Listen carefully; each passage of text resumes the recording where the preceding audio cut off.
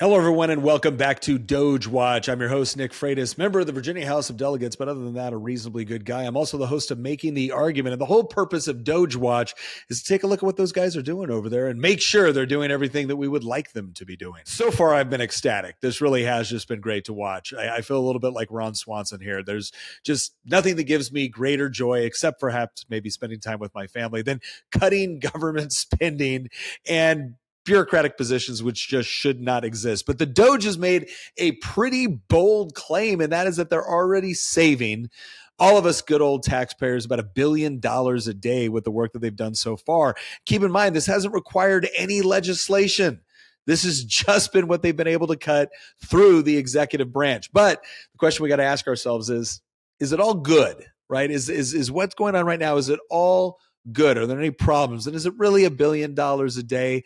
Let's go ahead and jump right into that. So this is right from the Doge Department of Government Efficiency X page. Doge is saving the federal government approximately $1 billion a day, mostly from stopping the hiring of people into unnecessary positions, deletion of DEI, and stopping improper payments to foreign organizations, all consistent with the president's executive order. A good start, though, though this number needs to increase to $3 billion a day. Remember, the big goal here, the goal that Elon Musk gave himself, was $2 trillion in government spending cut. So that's the claim. This is from January 28th. Let's take a look at what's been going on. When we talk about all of this being in line with President Trump's executive order, that takes us right to the ending radical and wasteful government DEI programs and preferencing. This is from an executive order signed on day one on January 20th. And if you want, you can read through here.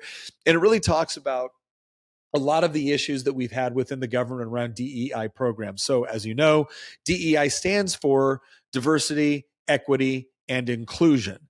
But all of that has been wrapped up within an ideology that's been largely influenced by critical theory. And to understand critical theory, or what's been kind of more commonly referred to as wokeness lately, it's this entire philosophical, this entire ideology rooted in this idea that the best way to explain disparities within society is by looking through the lens of racism or sexism or homophobia or transphobia or whatever else it might be. But the end result is that whenever you're trying to explain any sort of disparity through bigotry, well, you end up coming up with solutions, the sort of superficial solutions that are proposed by critical theorists, saying that, well, okay, if we just add more diversity, well, if by diversity, what you mean is people that just look different, but all have the same ideology, have you really added any sort of substantive diversity to the whole process? And I think most people come to the conclusion that no, that's not what we want. We don't want people being hired for jobs based off of superficial characteristics. That's what we want to end. We want people being hired based off of their merit, their experience, their capabilities, and their character. So getting rid of these have been incredibly important. And as we discussed in the last episode, DEI programs are especially dangerous when we're talking about jobs that actually have pretty important outcomes. I mean, yeah, if you want to do DEI in the philosophy department at Cal Berkeley, that's not right, but it's probably not going to have a whole lot of impact on society in general. But when you start doing it with your fire department, that's pretty problematic. When you start doing it with your military, that's pretty problematic. And so they've gone through these efforts of trying to get rid of these programs and save a lot of money from them. When we look at, I'm going to go to this next link here, which goes to, again, back to the Doge site on X, updated data on DEI related contract cancellations with full detail. This is another thing that people love about what Doge is doing. They're not just making claims, and they're not just giving you aspirations. They're actually showing you the receipts. And this is where you get a good top-down picture of what's actually been going on. So as you go through this right now, you look at the total number of contracts. So some of the biggest ones: Department of Treasury, 21 contracts; Department of Health and Human Services, 15 contracts; Department of Agriculture, 11 contracts. These were all DEI related contracts. And you look at the numbers here, you're talking about $112 million, $112 million on these various contracts with the Department of Agriculture, $59 million with the Department of Health and Human Services, right? $35 million with the Department of Treasury, $45 million on 4 contracts with, you guessed it, the FAA. FAA has been in the news lately, right? So These are some of the things that they're pointing out where you just have just incredible amounts of money being spent on DEI programs. I think one of the things that we assume about DEI programs is that, okay, these are things that are going on as part of, various government bureaucracies. So they hire someone in order to set up a DEI training program under the auspices of we're going to facilitate greater cultural understanding. That would be bad enough. But no, it turns out we're exporting DEI as well. In fact, it's one of our chief exports within the United States government. And they bring up the fact that U.S. aid, right? So that's the aid and development, spends $40 billion of taxpayer dollars to fund foreign aid. And then it lists some examples. $45 million to DEI scholarships in Burma, $520 million for consultant-driven ESG investments in Africa, $1.2 billion in awards to undisclosed recipients. Now, we're going to go through each of these very quickly because I want people to understand something. When we talk about $45 million for DEI scholarships in Burma, anybody want to take a swing at what's going on in Burma right now, also referred to as Myanmar? Well, I'll give you a hint. It's been under the control of a military junta since 2021. It briefly had elections again because it was under a military junta before that as well. The military junta in Burma has actually been creating horrendous atrocities against various tribal peoples that have been fighting against the oppression of that government. One of them is the Karen rebels that you actually have it's like the eastern portion of the country, eastern and northeastern portion of the country. So you actually have a government under a military dictatorship, which has been brutalizing tribes people within its borders, and your tax dollars to the tune of $45 million was going to DEI scholarships in Burma. Because, the most important thing when you have a military junta engaging in genocidal tactics is to make sure that the people engaging in genocide have a really good DEI program. I mean, could you imagine committing acts of genocide like that without properly implementing diversity, equity, and inclusion? What if you leave somebody out of the genocide? I mean, my gosh, how embarrassing would that be, not only for the military junta in Burma, but for the U.S. taxpayers that have been compelled to subsidize this? That's some of the ridiculousness that has been stopped. $520 million for consultant-driven ESG investments. So remember, ESG is a part of this whole woke, pushing the woke ideology through financing, right? So that's environmental, social, governance. Basically, it's forcing companies to say that, hey, look, if you want our money, you have to implement this woke ideology within your company.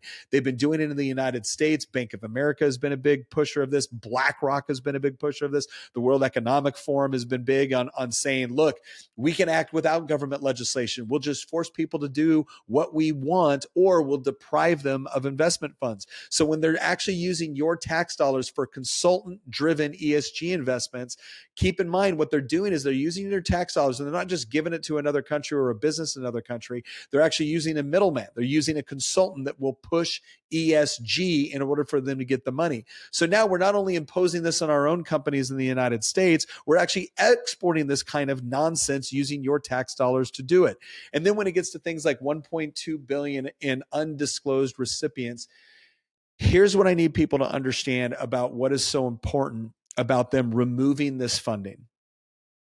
It's not just that most of us don't want our tax dollars going to push woke ideology. It's not just that most of us don't agree with critical theory or neo-Marxism and don't want our tax dollars to fund it.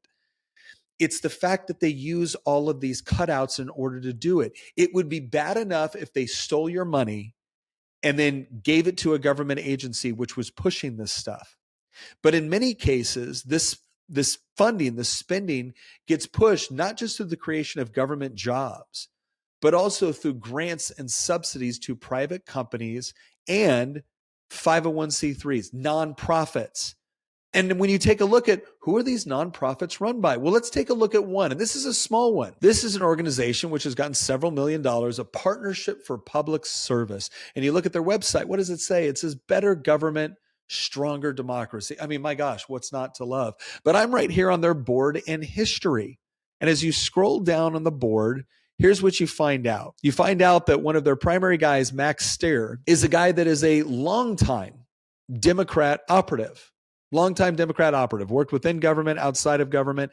Then you start to go down, you look at the board. And I wanted right off the bat, one of the first people on the board, Margaret Brennan. You remember Margaret, right? As in, I really don't care, Margaret, from her famous interview with J.D. Vance, where she was arguing on whether or not the illegal immigrants that have been committing additional crimes in the United States have been radicalized before or after they got here. That's Margaret. She's on the board with this. And you're going to find other prominent Democrats on a lot of these various companies, again, private sector companies and nonprofits. So if you've ever sat there and wondered to yourself, how in the heck do people leave college with a gender studies degree and then end up making a living? Well, they get funneled into HR departments of activist companies or activist nonprofits, and then they sit there and get millions of dollars from the government in order to push left-wing ideology, both domestically and overseas. And that's one of the most important things to understand about this. And in case you think I don't know what I'm talking about, let's go to this next link. And this comes from peoplemanagingpeople.com, the 15 best DEI certifications for 2025. Because here's the other thing to understand. Not only do we have a lot of money being wasted on DEI programs within the military or foreign aid or the promulgation of woke ideology through foreign aid, but we actually have a ton of money that gets taken from taxpayers and then pushed over to higher education, because who wants to vote for cutting funds to higher education, right? That's the future. At least that's what we're always told. But then you look at programs like eCornell, University Diversity Inclusion Certificate Program, price $3,600 or $975 a month. It's 2 months, online or in person. This is an online course. Georgetown's Executive Certificate in Diversity, Equity, and Inclusion. You have various other organizations here providing similar courses. Institute for Diversity Certification, right? These organizations, how many of these organizations, which are creating these certificate programs, which then become a requirement for government contracts, or then become a requirement for your company to go and teach DEI programs either domestically or abroad? How many of these different certification programs do you think are being run by companies that are conservative? How many of them do you think are being run by organizations or by people that donated to Donald Trump? You can probably guess the answer, right? Very, very few, if any. So the important thing to understand is this is not just about saving tax dollars from being spent on things we don't like. This is about a particular political party getting to use your tax dollars to not only fund their ideology, but to fund all of their friends who are making high dollar or who are in high dollar positions pushing this ideology. There's a ton of money to be made, and Doge is just at the tip of the iceberg with this. One of the most prominent examples of this came out actually in California, where they started talking about the tens of billions of dollars that had been spent to cure homelessness. And everybody started asking the question, where's the money going?